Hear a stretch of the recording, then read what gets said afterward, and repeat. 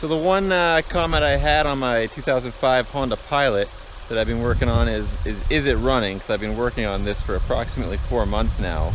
And the answer is yes, in fact it is running. And it's running pretty smoothly. I'm just out on a test drive now. The problem I have is that it has one code that it's showing for a knock sensor, and you can see it right there. So the knock sensor is unquestionably broken, and I'm gonna have to fix that, which sucks because I gotta replace the entire top end, remove the entire top end here to get that in. So that's really unfortunate, but it has to be done.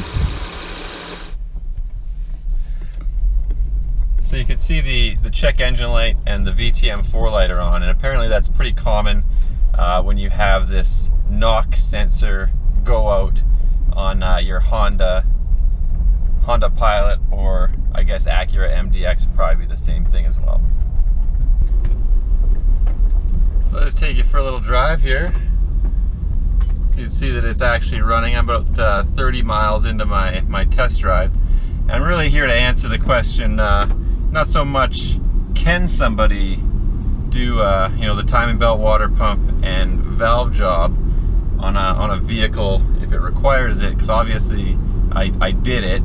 The question, I guess, is it worth doing it? For me, for this 2005 Honda Pilot, probably not financially. I think overall it cost me about $1,000 in parts, and that would be for the timing belt, the water pump, a new gasket kit for the vehicle. Basically I got the whole gasket kit for the entire engine for about $150. You need new head bolts. As soon as you remove those cylinder heads, you have to buy new bolts, because once they stretch, you're not supposed to reuse them.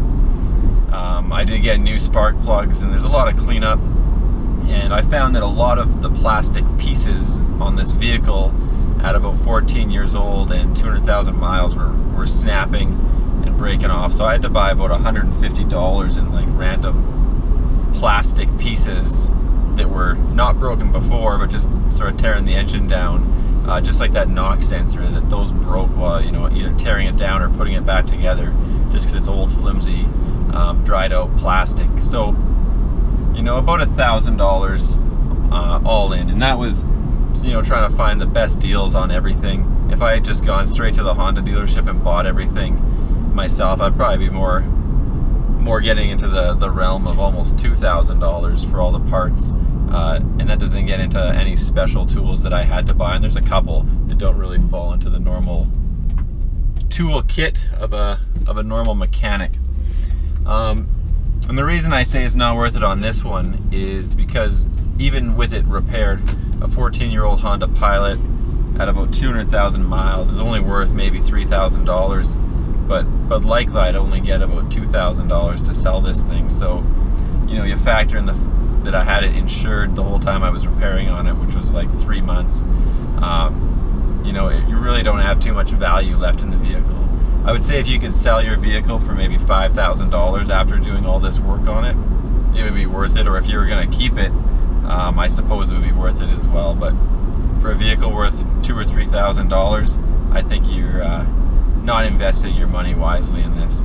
Now, all that said, I am actually quite happy that I did this job and took the time to do the valve job and tear the engine down, put it all back together, mainly because of all the learning I was able to do in the process. So if you want a good project that is really going to teach you a lot about how to work on an engine and that sort of thing, then perhaps doing the valve job and a timing belt yourself is entirely worth it. But from a fiscal perspective, I would definitely say I probably would have been better off to sell this to the scrapyard for a few $100s than to sink $1,000 into it and sell it afterwards. Anyway, I got to get home and start working on the knock sensor. So thanks for checking out my video, and don't forget to like and subscribe.